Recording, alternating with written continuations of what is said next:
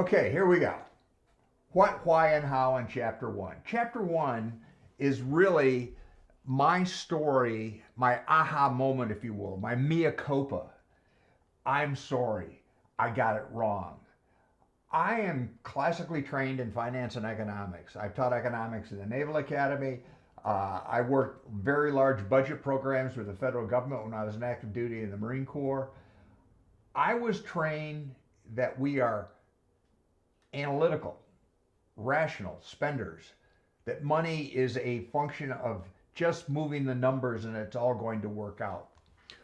What I hope you take away from chapter one is that as humans, we're not this good at this. And you're going to get into this more in the next couple of chapters. But fundamentally, humans are not hardwired to work real well with money. I also take some time to explain what money is. And I think that's important for you to understand. Money is nothing more than the oil that makes the economy work. It's a medium of exchange. It makes getting things and buying things easier.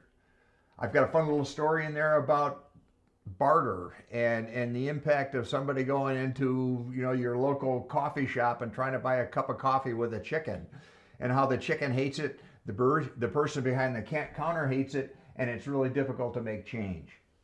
Well, what I hope you take away from this is that I learned after a number of years that everything I had been taught was technically correct from an academic point of view, but it simply didn't translate well into the real world. And I share a number of my experiences, not only personally, but also professionally, just being very frustrated that I was doing what I was told, but it wasn't working. It wasn't working for me personally or professionally, and it wasn't working for my clients.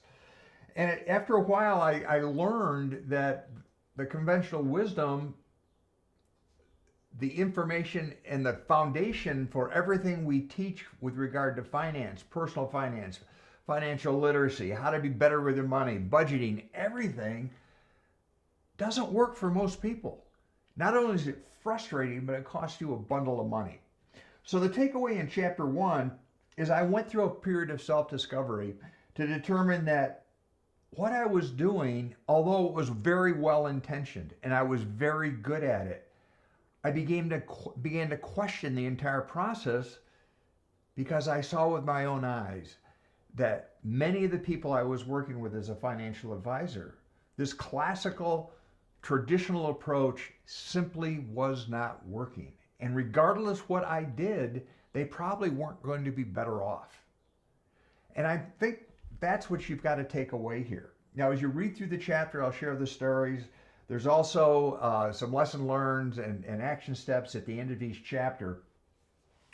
What I'm hoping you to take away, again, is this is just not another book about money. This is kind of a counterculture book. It's different. I'm kind of poking people in the chest and say, hey, listen, what you've been putting out there for all this time really is BS. It's not working, and that's what we have to get on top of. And that's the reason for writing this book, and that's what I hope you take away, that there is a different way, and it's a way that works the way you work with money. And if you follow what is in the book and the models I offer in part two, you have a very good chance of choosing better, spending better, and being healthier with regard to your money and your well-being.